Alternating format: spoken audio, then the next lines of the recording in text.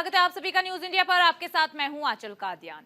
हिमाचल प्रदेश से इस वक्त की बड़ी खबर। सीएम सुखविंदर सिंह सुक्खू बागी विधायकों को मनाने में लगातार जुटे हुए हैं। उन्होंने कहा कि हमारे मंत्री विक्रमादित्य ने चंडीगढ़ में बागियों से मुलाकात की है, उनका मन टटोलने की कोशिश भी की गई है। सीएम की तरफ से यह भी कहा गया कि कुछ विधायक वापस पार्टी में आना चाहते हैं, लेकिन जब तक वे वापस शिमला नहीं आएंगे उनसे कैसे बात होगी, तो वापस कैसे आएंगे। बागी विधायकों को जहां रखा गया है वहां पर सीआरपीएफ की तैनाती कर दी गई है। बागी विधायकों को अगर वापस आना है तो वे खुद आएंगे। कांग्रेस कभी जोर जबरदस्ती नहीं करती है। सीएम सुक्खू की तरफ से यह भी कहा गया है कि हिमाचल की संस्कृति में जोर जबरदस्ती का कोई भी रिवाज नहीं है। ऐसे में साफ हो गया कि बागियों को लेकर के कांग्रेस आलाकमान ने नरम रुख अपनाया है, ताकि कि संकट जो हिमाचल में कांग्रेस सरकार पर इन दिनों नजर आ रहा है उस संकट को टाला जा सके।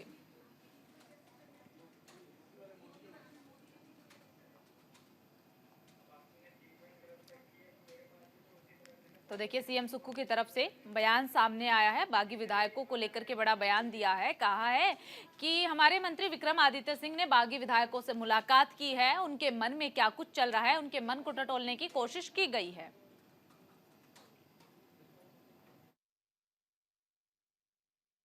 और सुबह 7 बजे मेरे से उसके बात हुई, दोपहर में भी बात हुई।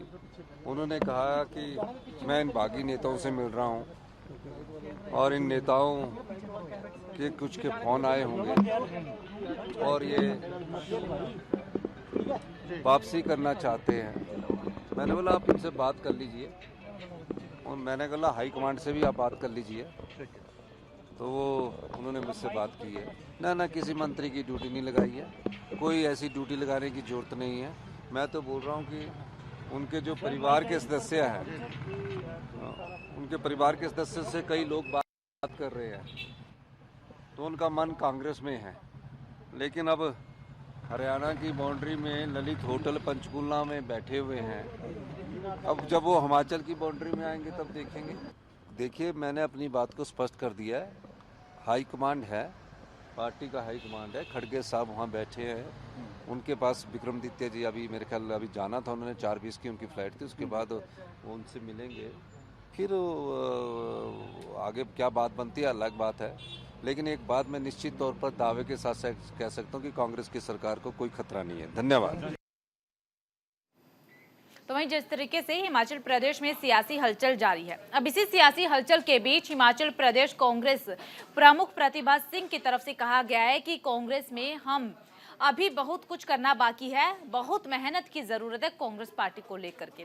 साथ ही ये कहा गया है कि सांसदों के तौर पर मैंने अपने निर्वाचन क्षेत्र में कई बार जाकर के जायजा लिया है, कई बार लोगों की समस्याओं को जानने की कोशिश की गई है। यह भी सच है कि भारतीय जनता पार्टी की कार्यप्रणाली हमसे बेहतर है। लेकिन कांग्रेस पर्यवेक्षक भूपेंद्र सिंह हुड्डा प्रतिभा सिंह के इस बयान से इत्तेफाक नहीं रखते हैं। उनका कहना यह है कि प्रतिभा सिंह एक सीनियर नेता है, राज्य कांग्रेस की प्रदेश अध्यक्ष भी है। यह उनकी व्यक्तिगत सोच हो सकती है, जबकि कांग्रेस में सब कुछ ठीक है और छोटे मोटे मतभेद होते रहते हैं। उनकी तरफ से बड़ा दावा यह किया गया कि कांग्रेस मिलकर के मजबूती से चुनाव भी लड़ेगी और पार्टी की नीतियों को आगे बढ़ाते हुए जीत हासिल भी करेगी।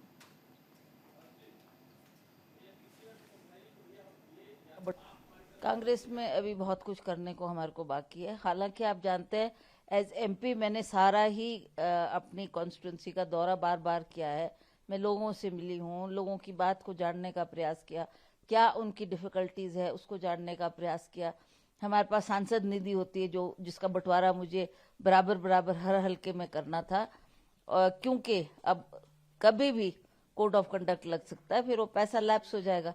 तो ये इस विषय में मैंने सभी से फीडबैक लिया। ये बात सही है कि भाजपा की वर्किंग हमारे से बेहतर है। किसी ने कहा, किसी सरकार ने ये कहा था कि पूछा था ये सवाल, हाइपोथेटिकल सवाल था। मैंने कहा भाई वो कहने भी किसकी मंगल ये चीफ मिनिस्टर है, और बल्कि एक ने पूछा था कितने साल, 5 साल। मगर ये हाइपोथेटिकल सवाल है, आज के दिन चीफ मिनिस्टर यही है। ज्यादा जानकारी के साथ सहयोगी कंचन कनोडिया लाइव जुड़ चुकी है। कंचन, देखिए हिमाचल प्रदेश में हम देख रहे हैं किस तरीके से सियासी हलचल तेज है। अब इस तरीके के बयान सामने आना, प्रतिभा सिंह की तरफ से बीजेपी की तारीफ करना और दूसरी तरफ भूपेंद्र सिंह हुड्डा का बयान आना कि वो इत्तेफाक नहीं रखते हैं, प्रतिभा सिंह की व्यक्तिगत सोच हो सकती है। किस तरीके से देखा जाए इन दोनों ही बयानों को? देखिए, हिमाचल कांग्रेस पर संकट के बादल छाए हुए हैं, इसको कहने में कोई दो राय नहीं है। लेकिन जिस प्रकार से लगातार कांग्रेस पार्टी हाई कमान लगातार प्रियंका गांधी ने जो पूरा सिनेरियो था, पूरा 2 दिनों से घटनाक्रम चला आ रहा है हिमाचल कांग्रेस के ऊपर, लगातार उसमें अपनी पूरी पकड़ बनाए रखी और लगातार पर्यवेक्षकों से और सुखविंदर सिंह सुक्खू से जो बातचीत उनकी लगातार रही, कोशिश यही रही कि जो नाराज विधायक है उन्हें मनाया जाए। कहीं ना कहीं पार्टी सरकार जो गिरती हुई नजर आ रही थी, कहीं ना कहीं नंबरों का जो गेम था उसे किसी भी कीमत पर रोका जाए। प्रियंका गांधी ने खुद इसमें इनिशिएटिव लेते हुए पर्यवेक्षकों को यही कहा था कि कुछ भी हो जाए, हम चाहे हमें मुख्यमंत्री बदलना पड़े लेकिन हमारी सरकार बची रहनी चाहिए। तो कहीं ना कहीं सुखविंदर सुक्खू जो आज कह रहे हैं कि हम अपने नाराज विधायकों को मना रहे हैं, तो पार्टी यह चाहती है कि लोकसभा चुनाव तक जिस प्रकार से हो सके 5 सालों तक सरकार को रोका जा सके, जो भी पूरा चल रहा नाराज विधायक है उन्हें मनाया जा सके, वो वापस पार्टी में आ सके। लेकिन देखिए, अब जिस प्रकार से नाराज 6 विधायक हैं वो सुप्रीम कोर्ट चले गए हैं, उनकी सदस्यता रद्द हो गई थी, उसको लेकर सुप्रीम कोर्ट गए हैं। लेकिन कह सकते हैं कि अब जिस प्रकार से उन्होंने व्हिप जारी किया गया था पार्टी की तरफ से, उसका उल्लंघन किया, तो कहीं ना कहीं उनकी सदस्य रद्द हुई और अब दोबारा से बहाल नहीं हो सकती। तो जो 6 सीट खाली हुई हैं उनके ऊपर अब उपचुनाव होगा। यदि उपचुनाव होता है और फिर दोबारा से नंबर गेम होता है, लोकसभा चुनाव सर पर है, फिर उसी के साथ उपचुनाव होना, तो कहीं ना कहीं कांग्रेस पार्टी के ऊपर अभी भी संकट के बादल देखिए छाए कंचन, हुए कांग्रेस हैं। पार्टी के ऊपर संकट तो नजर आ रहा है, लेकिन विक्रमादित्य सिंह ने आज नाराज विधायकों से, बागी विधायकों से बातचीत की है, मुलाकात की है। उसके बाद सीएम सुक्खू की तरफ से बड़ा दावा ये कि 6 विधायक जो गए हैं उनमें से कुछ विधायक ऐसे हैं जो वापस आना चाहते हैं, लेकिन उन्हें पहले शिमला आना होगा। जी बिल्कुल, देखिए सुक्खू ने कहा है मुख्यमंत्री की जो वापस आना चाहते हैं और कुछ लोग आना भी चाहते हैं, जैसा कि आप बता रहे हैं कि उन्होंने जिक्र किया है। लेकिन कहीं ना कहीं हमारे पास सूत्रों के हवाले से एक खबर है, आज शाम 5:30 से लेकर 6 बजे के बीच में विक्रमादित्य कुछ विधायकों के साथ दिल्ली पहुंचेंगे और कल ऐसा कहना है सूत्रों का कि कल उनका ट्रांसपोर्ट मिनिस्ट्री के साथ नितिन गडकरी जी के साथ जो है उनकी वार्ता, पर्सनल बातचीत होगी। लेकिन देखिए, कल शनिवार है और सभी मिनिस्ट्रियां बंद रहती है, तो कहीं ना कहीं इसको लेकर चलिए ठीक है कंचन, कल मुलाकात होगी, बातचीत होगी, अब आगे क्या कुछ घटनाक्रम हिमाचल में घटता इस पर नजर बनी रहेगी। बहुत बहुत शुक्रिया आपका तमाम जानकारी साझा करने के लिए। यहाँ रुकेंगे एक छोटे से ब्रेक के लिए, फौरन हाजिर होंगे। ब्रेक के बाद एक बार फिर आप सभी का स्वागत है। दिल्ली के मुख्यमंत्री अरविंद केजरीवाल पंजाब जाएंगे। 2 मार्च को पार्टी क्लिनिक का उद्घाटन करेंगे और 3 मार्च को लुधियाना और अमृतसर का दौरा करेंगे दिल्ली के मुख्यमंत्री अरविंद केजरीवाल। लुधियाना, अमृतसर की जनता को बड़ी सौगात मुख्यमंत्री अरविंद केजरीवाल की तरफ से मिलेगी। स्कूल ऑफ एमिनेशन का भी उद्घाटन करेंगे। तो 3 मार्च को लुधियाना और अमृतसर जाएंगे। सूत्रों के हवाले से ये बड़ी खबर सामने आ रही है कि कल पंजाब सरकार और सुप्रीमो अरविंद केजरीवाल यानी कि आम आदमी पार्टी कल क्लिनिक का उद्घाटन करेगी। पंजाब की जनता को बड़ी सौगात दी जाएगी। साथ ही 3 मार्च को लुधियाना और अमृतसर में स्कूल ऑफ एमिनेशन का भी उद्घाटन मुख्यमंत्री अरविंद केजरीवाल करेंगे। 2 दिन के लिए पंजाब जाएंगे दिल्ली के सीएम, आम आदमी पार्टी के संयोजक अरविंद केजरीवाल। उनके साथ हर एक कार्यक्रम में पंजाब के सीएम मान भी मौजूद रहेंगे। तो देखिए, जब भी मुख्यमंत्री अरविंद केजरीवाल पंजाब जाते हैं, जनसभा को तो संबोधित करते ही हैं, साथ ही पंजाब की जनता के लिए कई बड़ी सौगात भी हर बार जनता को समर्पित करके आते हैं।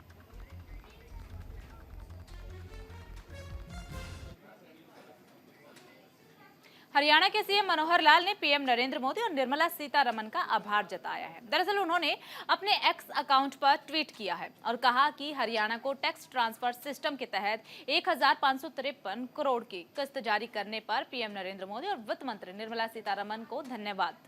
साथ ही उनकी तरफ से ये भी कहा गया है कि निश्चित ही ये राशि राज्य के विकास और राज्य के विकास के लिए जो परियोजनाएं चल रही है उन परियोजनाओं को अधिक गति देने, साथ ही विकसित हरियाणा विकसित भारत के संकल्प को साकार करने में मददगार साबित होगी।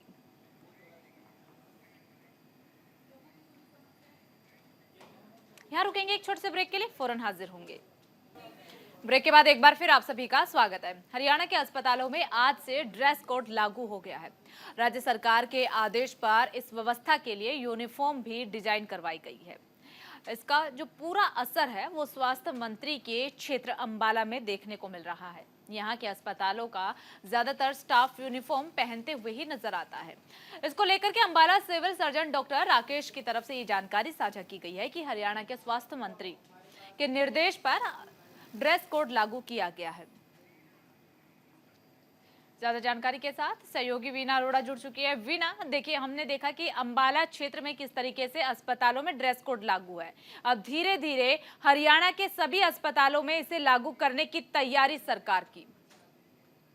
जी बिल्कुल, आजकल हमारे जो हरियाणा के जो गृह मंत्री अनिल जिनके इलाके अंबाला में अगर बात करें तो वहाँ पर जितनी भी पीएचसी जितने भी नागरिक अस्पताल है वहाँ पर चाहे स्टाफ नर्स है डॉक्टर है, सबके लिए अलग अलग तरह के ड्रेस कोड जो है वो बिल्कुल उनके लिए नियमित कर दिए गए हैं। क्योंकि ऐसे में जो रोगी होते हैं, कोई किसी तरह का मरीज होते हैं, उनको डॉक्टर को पहचानने में भी परेशानी होती है क्योंकि डॉक्टर वहाँ पर अवेलेबल है भी नहीं, क्योंकि बहुत से व्हाइट जैकेट पहन कर निकलते, जिसके तरह से जो मरीज होते हैं उनको परेशानी भी होती थी। लेकिन जिस तरह से उनके लिए जो ड्रेस कोड रखा गया है और ये भी कहा गया है सीएमओ द्वारा कि अगर जो ड्रेस कोड नहीं पहन के आते हैं या जितने भी नियम सरकारी अस्पतालों की ओर से लागू किए गए हैं उनको फॉलो नहीं करते तो उनके खिलाफ जो है सख्त कार्रवाई भी की जाएगी। ठीक है वीना, बहुत बहुत शुक्रिया आपका तमाम जानकारी साझा करने के लिए। और फिलहाल इस बुलेटिन में सिर्फ इतना ही। बाकी तमाम बड़ी खबरों के लिए बने रहिए न्यूज इंडिया के साथ।